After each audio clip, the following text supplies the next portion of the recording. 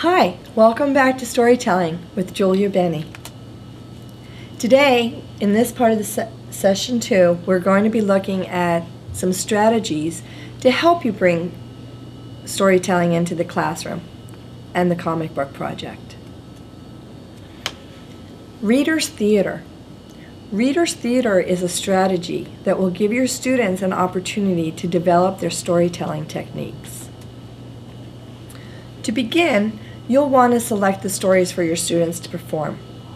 These can be stories from a language arts anthology, a history lesson, math, science lesson, a story that the students have heard and are familiar with. As the students become more comfortable with this process, you can let them pick the short story they would like to present to the class on their own. The next step you'll want to take is to place students into groups. And there are many ways you can do this.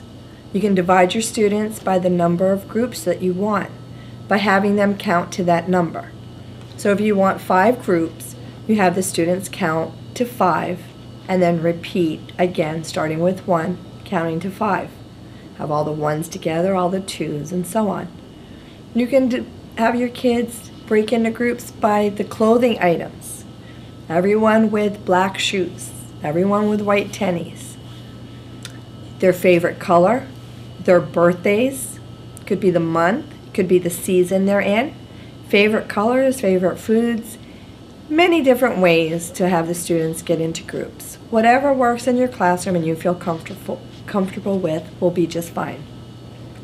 You do need to remember, though, to limit the size of the groups to the number of the characters in the story, plus possibly one extra to be the narrator.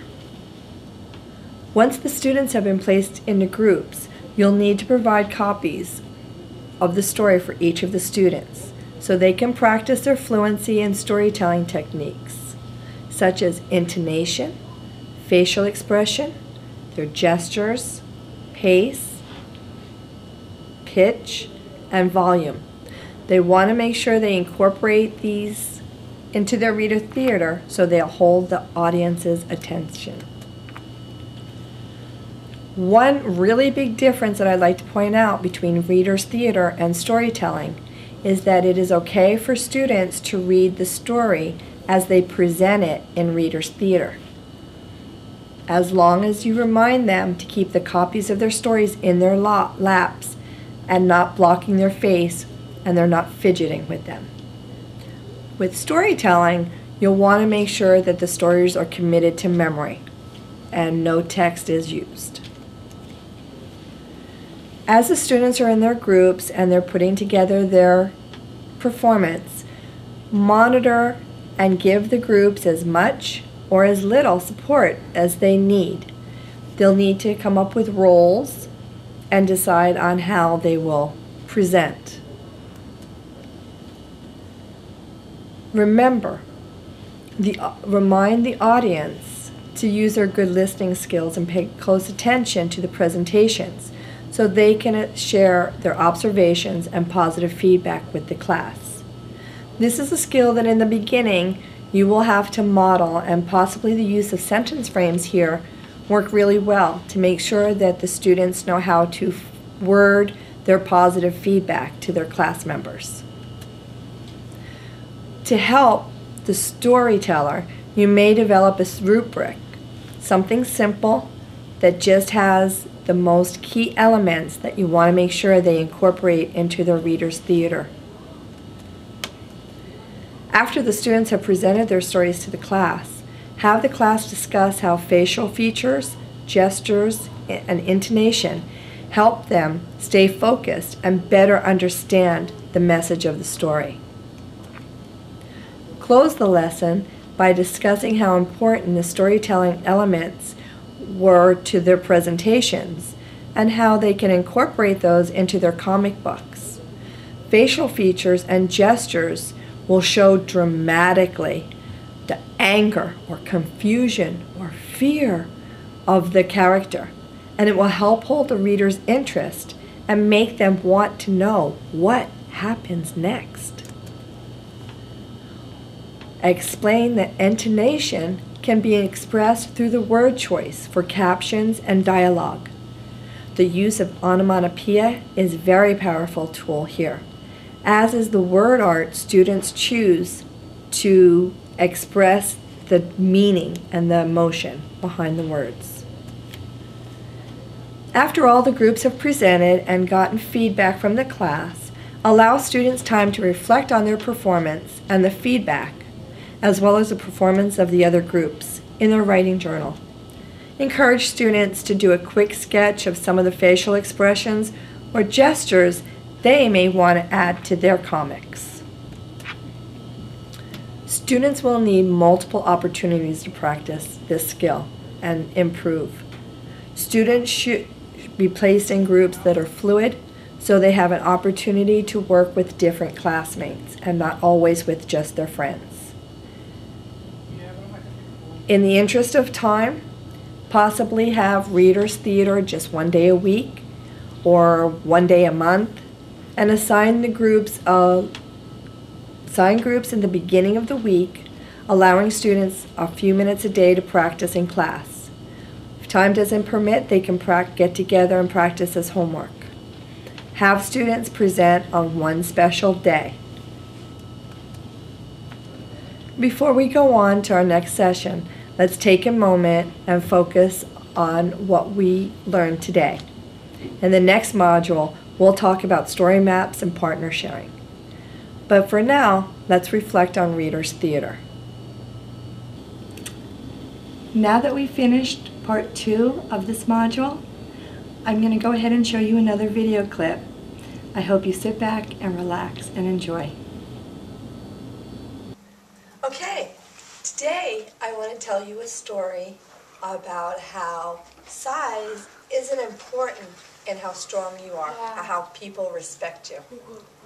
This is a story about a tortoise and how he tricked the hugest animals in the jungle, an elephant and a hippopotamus. Okay, one day, Tortoise was walking through the jungle and started to swim across the river. Hippo was laying in the river in the sun trying to take a nap. "Get out of the river!" Hippo snapped. "Hurry up, Tortoise! You're bothering me! Get out! Quick! Quick!"